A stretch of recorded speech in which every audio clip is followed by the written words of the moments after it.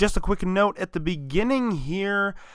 This video was actually supposed to be uploaded at the same time that The Disaster Artist came out around the same time, and we were going to do a collaboration where we would have this on my channel and the the Disaster Artist review on Utterly Nonsense's channel, but that did not work out. There was some issues, so we weren't able to see it then. So just keep that in mind when watching this video, that we mentioned in the video, oh, this is going to be uploaded then, and it wasn't. So just a little note. Anyways, enjoy.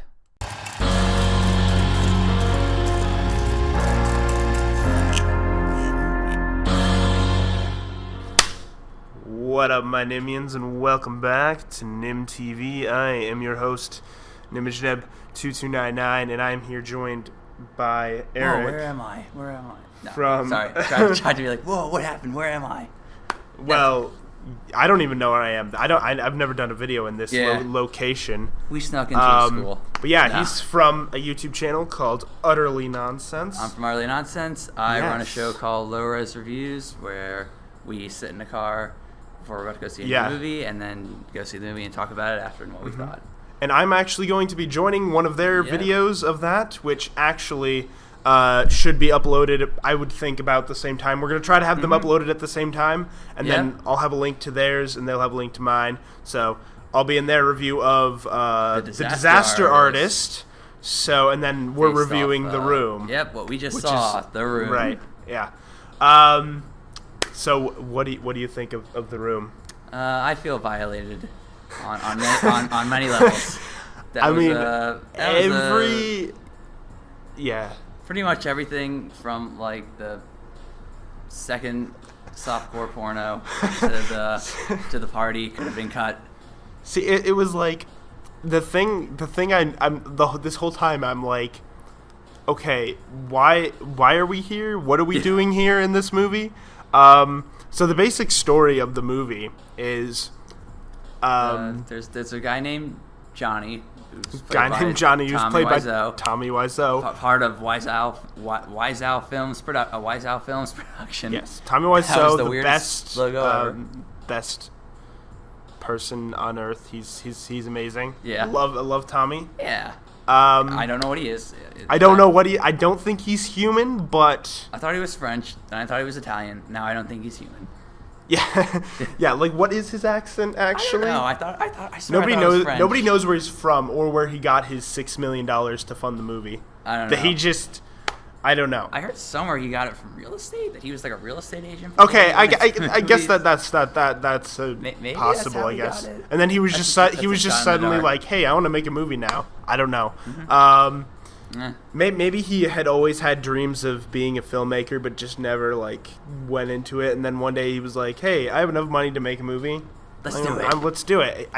I think what happened was he tried to go to like one of the studios to do it. And all the studios denied him because they didn't like his script. They're just like, I mean, it is a pretty terrible script. Oh, you're serious. They're just like laughing. They're like, that's funny, man. Yeah. Oh, wait, you're serious. Like, I think certain scenes in the script could be okay if they were handled better. If they did not have Tommy in them. Certain scenes. Yeah, but then, again, there's also tons of scenes that go nowhere that are just like, hey, there's this drug dealer. There is a drug deal in this movie where, like, he points a gun at him. He's about to shoot him. Like, where's my money? Where's my money?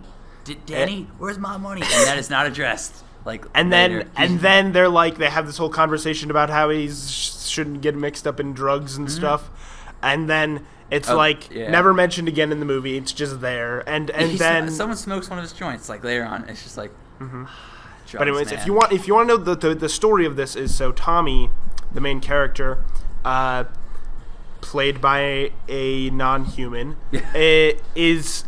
he lives with his fiance, or as he says in this movie every single time, his future wife. He never says fiance like a normal human being would. He's like, she's my future wife.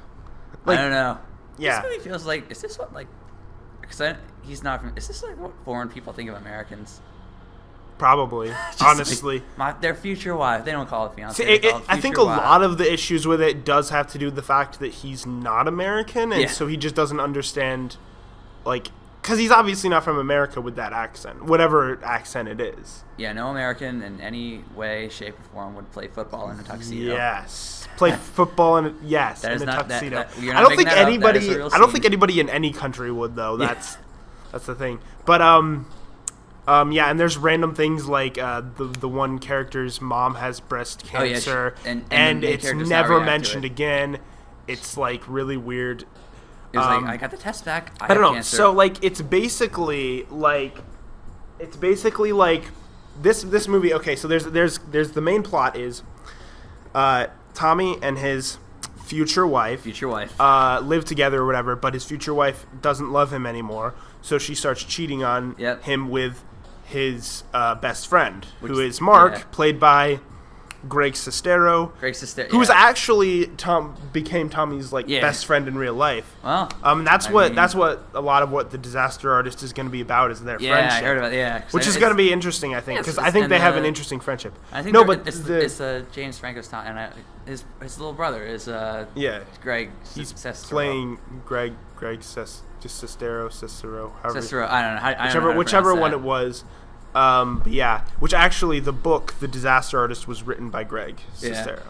I want to hear his reaction to Tom, how he thinks Tommy speaks, if he knows where Tommy's from. I don't know if he does. But that's definitely gonna be interesting. Mm-hmm. But anyways, so that's the main plot is about that. But that's the plot.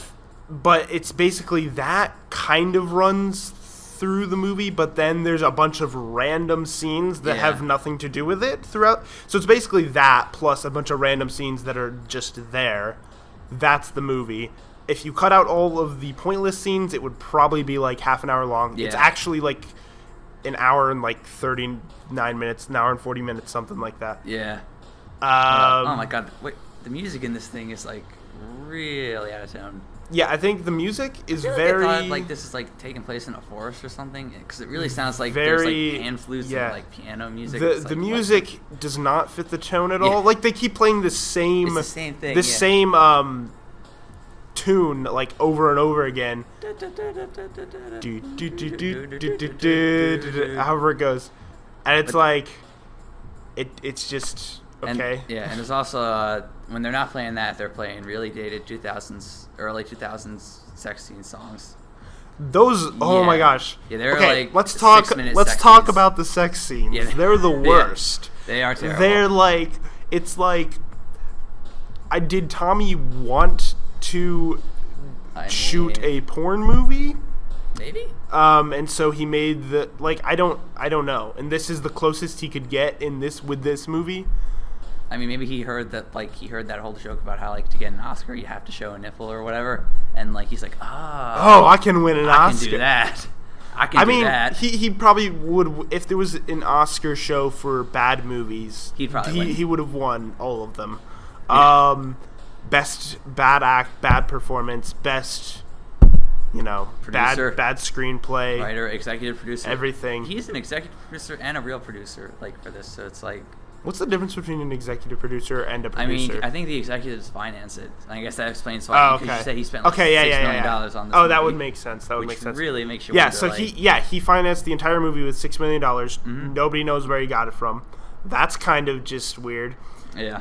It's he just pulls $6 million. I mean, a normal, movie ends up with, a normal Hollywood movie, they do spend more than that on it, but they actually have a big studio funding it, so it actually makes sense where they get the money from.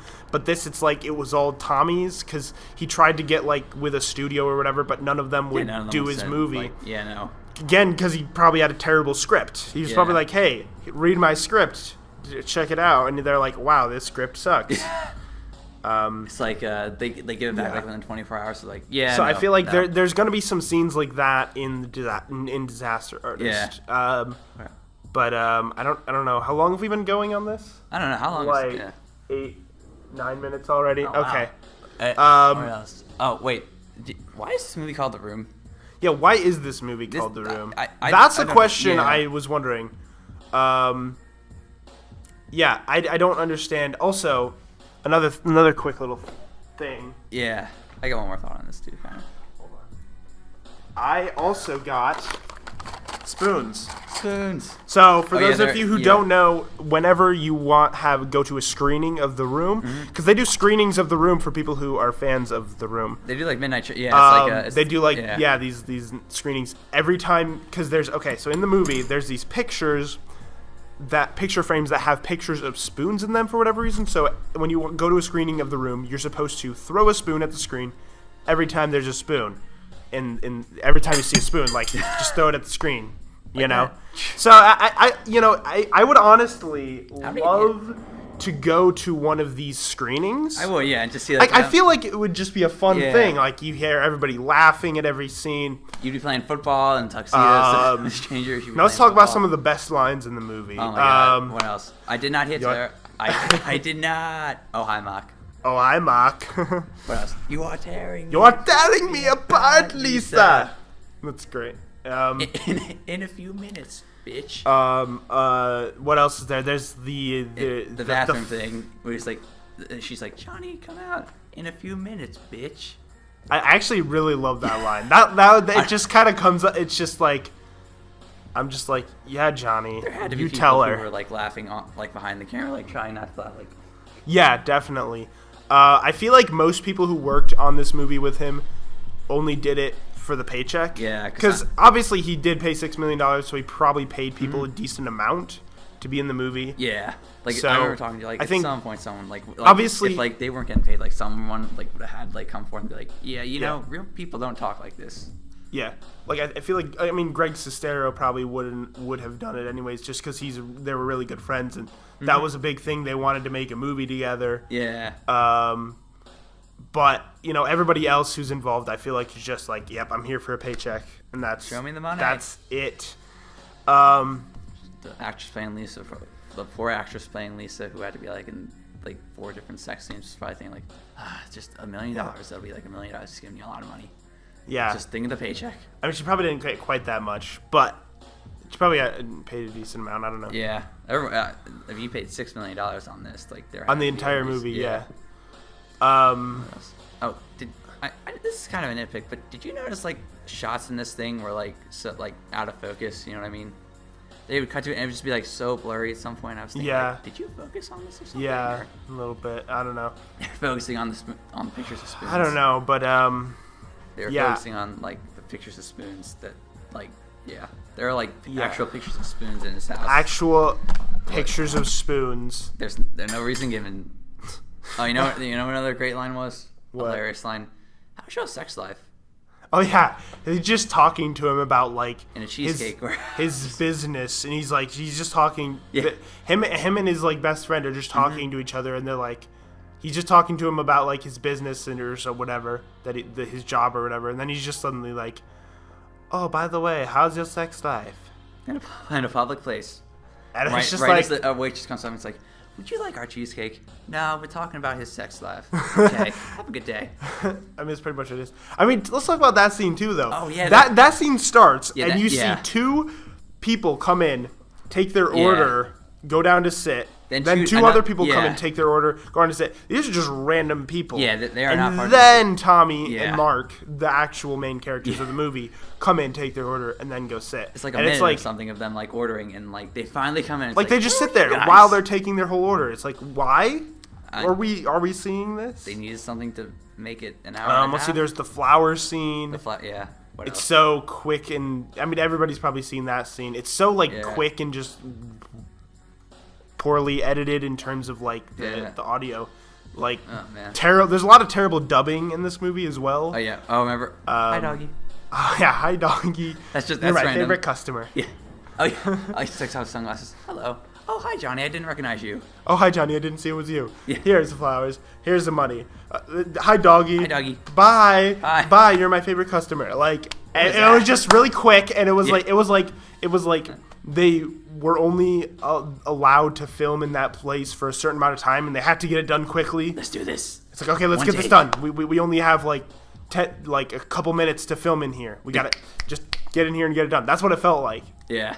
And then later on they're oh man, our lines were they weren't recorded right. All right, let's dub it over. Dubbed it over terribly. It sounds like he's swallowing marbles. He's just oh my gosh. All the dubbing in this movie was pretty terrible. But how old is Denny? I swear to God, he looks like he's like 14, and I apparently he's in college. Understand. I don't know. Denny, he's another kind of pointless character. Yeah, it's just like. I mean, I guess he's supposed to add like kind of. He's supposed to be sort of like an emotional center to the story. Like he's somebody that he's just this innocent little kid that everybody is likes or whatever. I don't even know if I'd say innocent because like this is not a spoiler, but like in the first 5 minutes of this movie, he like tries to join Johnny and his girlfriend Lisa in like a threesome. Yes. And they're just like they're joking around like, oh Danny, you're so Danny. funny. You even though he's like a father figure to him, and it's like, yeah, this guy's a father figure to me, but I'm gonna try to like join him and his future wife in a threesome. Yeah. Oh yeah, his future wife. That's just what you do, right? Yeah. I mean, doesn't she call him her future husband? Yeah, she does. No, man.